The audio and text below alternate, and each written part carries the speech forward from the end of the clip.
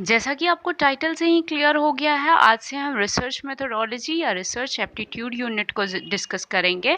तो सबसे पहले हम इसकी एक स्ट्रैटेजी को समझते हैं कि कैसे इसमें क्वेश्चंस आते हैं और कैसे आप इसको प्रिपेयर करोगे। तो hey everyone, this is assistant professor Divya Vats. Welcome you all on the platform of academic panacea, जहां मिलता है आपको मैनेजमेंट, इकोनॉमिक्स और कॉमर्स से रिलेटेड सभी प्रॉब्लम्स के कंप्लीट सॉल्यूशन, और इसके साथ ही साथ UGC NET exam and other competitive exam की कंप्लीट गाइडलाइन। तो ऐसे ही वीडियो लेक्चर्स पाने के लिए बने रहिए हमारे इस चैनल के साथ। तो आप भी सोच रहे होगे ना कि ये पेपर आपको क्यों पढ़ाया जाता है, और वो भी फर्स्ट पेपर में क्यों पढ़ाया जाता है। फर्स्ट पेपर में जहाँ आपके 80+ सब्जेक्ट्स हैं, और लेकिन फर्स्ट पेपर जो है वो सबके लिए कॉमन है, और फर्स्ट पेपर में ही आपके रिसर्च मेथोडोलॉजी क्यों आपको पढ़ाया जाता है या रिसर्च एप्टीट्यूड आपको क्यों पढ़ाया जाता है। तो ऑब्वियसली अगर आप एकेडमिक्स में भी जाने को सोच रहे हो, तो सबसे पहले अगर आप रिसर्च की सोच रहे हो तो रिसर्च में भी आपको ऑब्वियसली पता ही है कि आपको बहुत ज़्यादा रेलेवेंट होगा ये पेपर। और अगर आप एकेडमिक्स में जाने की सोच रहे हो असिस्टेंट प्रोफेसर के लिए, तो आज नहीं कल जब आप प्रोफेसर या एसोसिएट हो जाओगे तो आपके अंडर में कुछ रिसर्च स्कॉलर्स होंगे, तो उन्हें प्रॉपर गाइड करने के लिए आपको ये ज़रूरत होगी। अगर आप कॉरपोरेट में भी जाना चाहते हो तो भी ये पेपर आपको ज़रूरी होगा। तो ये पेपर यहाँ मैं इसे रिसर्च मेथोडोलॉजी यूज़ कर रही हूँ। क्यों? क्योंकि ये पेपर आपको पेपर 1 में तो हर एक सब्जेक्ट के लिए कॉमन है, सबके लिए ज़रूरी है।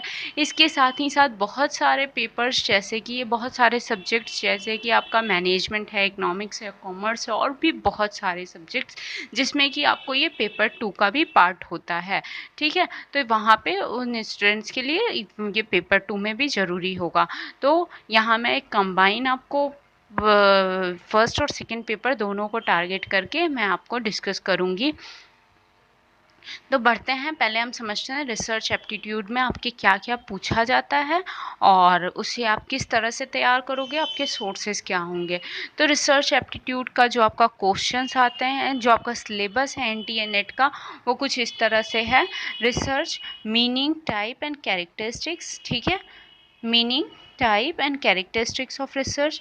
देन नेक्स्ट है आपका positivism and post positivism. Then next है आपका मेथड्स ऑफ रिसर्च, इसमें डिफरेंट मेथड्स आपके यूज़ किए हुए हैं। देन स्टेप्स ऑफ रिसर्च, इससे बहुत ज़्यादा क्वेश्चंस आते हैं, डायरेक्ट क्वेश्चंस नहीं आते हैं, लेकिन ये आपका एक इम्पॉर्टेंट टॉपिक है। देन आपका है थीसिस एंड आर्टिकल राइटिंग, या आप किसी भी एरिया में हो, आप खुद करो रिसर्च या दूसरे को कराओ, या आप कॉरपोरेट में भी हो, तो आपको अपने बॉस को रिपोर्ट्स देने के लिए आपको ये बहुत इम्पॉर्टेंट है, आपको इसे समझना। और अपने एपीआई स्कोर के लिए भी आप जब पेपर राइटिंग करते हो, वहाँ भी आपको आर्टिकल राइटिंग स्किल आना ज़रूरी है। देन नेक्स्ट है आपका application of ICT in research, यहाँ पे आईसीटी की क्या इम्पोर्टेंस है, क्या एप्लीकेशन है। देन नेक्स्ट है आपका रिसर्च एथिक्स, इससे बहुत इंपॉर्टेंट है, इससे आजकल बहुत ज़्यादा क्वेश्चंस आ रहे हैं। अब देखिए, अगर हम प्रीवियस आपके सिलेबस की बात करें और जो आपका 2019 ऑनवर्ड्स जो आपके अपग्रेडेशन हुए हैं उसकी बात करें, तो देखिए जो इटैलिसाइज में लिखा है ये आपके नए टॉपिक्स ऐड हुए हैं, जैसे कि ये टॉपिक आपका जो है वो नया ऐड हुआ है। इसमें आपके जो रिसेंट अपडेट्स होते हैं उस पर बेस्ड आपके क्वेश्चंस यहाँ पुटअप किए जाते हैं। ठीक है, तो ये आपके एनटीए नेट का जो सिलेबस है उसकी बात हो गई। अब आगे बढ़ते हैं हम, प्रिपरेशन की स्ट्रैटेजी हमारी क्या होगी। तो प्रिपरेशन टिप्स में अगर हम बात करें, तो सबसे पहले आप क्या कीजिए, प्रीवियस ईयर क्वेश्चंस को कलेक्ट कर लीजिए और उसे थोड़ा एनालाइज कीजिए। मैं तो यहाँ बताऊँगी आपको कि क्या आपका इम्पॉर्टेंट टॉपिक है और क्या नहीं है, लेकिन इसके साथ ही साथ एक एनालिसिस, एक थॉरो एनालिसिस आप खुद भी कीजिए और उसके प्रॉपर टॉपिक्स को सिर्फ नोट कर लीजिए या माइंड में अपने कर लीजिए कि क्या क्या आपके टॉपिक्स हैं जो बार बार रिपीट हो रहे हैं। तो वो कैसे आपको पता चलेगा इम्पॉर्टेंट टॉपिक, जब आप क्वेश्चन पेपर को देखोगे। ठीक है, बस एक थॉरो आप एनालिसिस करो, आपको पता चल जाएगा। Then prepare a list of important topic जो कि फ्रिक्वेंटली आस्क्ड किए गए हैं। उस पर मैं तो आपको टाइम टू टाइम बताऊंगी कि ये आपके इम्पॉर्टेंट टॉपिक हैं, लेकिन आपको भी पता होना चाहिए कि कौन कौन से आपके इम्पॉर्टेंट टॉपिक हैं। इस पेपर में सबसे ज़्यादा जो आपका इम्पॉर्टेंट चीज़ है वो आपको कॉन्सेप्चुअल क्लैरिटी की ज़रूरत है, क्योंकि आपके जो क्वेश्चंस आते हैं वो केस बेस्ड आते हैं। और अब जब एनटीए आपका धीरे धीरे और ज़्यादा मतलब चीज़ों को अपने अपना लेवल एडवांस कर रहा है तो आपको बेसिक कॉन्सेप्ट की क्लैरिटी बहुत ज़्यादा ज़रूरी है। और आपको जितना ज़्यादा से ज़्यादा हो सके आप MCQs प्रैक्टिस कीजिए उसकी प्रॉपर बुक लेके, और PYQs की भी आप पहले 2019 के पहले की जो आपको तो बुक में मिल जाएगा, और उसके बाद आपको ऑनलाइन बहुत सारे ऐसे साइट्स हैं। वैसे मैं भी कराऊंगी, लेकिन आपको ज़्यादा से ज़्यादा प्रैक्टिस करने के लिए आप कुछ ऑनलाइन सोर्सेज को भी फॉलो करो। अब अगर सोर्सेस ऑफ स्टडी मटेरियल की बात करें तो इसमें आप अगर बेसिक बुक की बात करते हो फर्स्ट, और जिनके सेकंड पेपर में भी सब्जेक्ट पेपर में भी ये है, तो वो एक CR कोठारी की बुक है, उसे फॉलो कर सकते हो। मैं बहुत हाईली रिकमेंड नहीं करूँगी कि इस बुक को आप फॉलो कीजिए, उससे अच्छा आपको ऑनलाइन बहुत सारा कुछ मिल जाएगा। लेकिन हाँ, अगर आपको एक बेस बुक चाहिए तो आप CR कोठारी की बुक को फॉलो कर सकते हो। और फर्स्ट पेपर के लिए KVS मदान की जो बुक है पियर्सन पब्लिकेशन की, उसमें भी आपकी रिसर्च ठीक ठाक समझाया है, मतलब ठीक है, अच्छे से समझाया है। और दूसरा आपका ट्रूमैन का भी जो फर्स्ट पेपर का बुक आता है by M Gagan and Sajit Kumar, उनकी भी बुक ठीक है। और इसमें आपको बेसिक कॉन्सेप्ट क्लियरिटी के लिए इंटरनेट पे भी आपको अपडेट्स वाले पोर्शन को लिए इंटरनेट आपका, और यूट्यूब चैनल्स पे या आपके अनअकैडमी पे मैं आपको स्टार्टिंग में ही बता चुकी हूँ, मैं आपको पेड सोर्सेज के लिए कभी नहीं रिकमेंड करूँगी।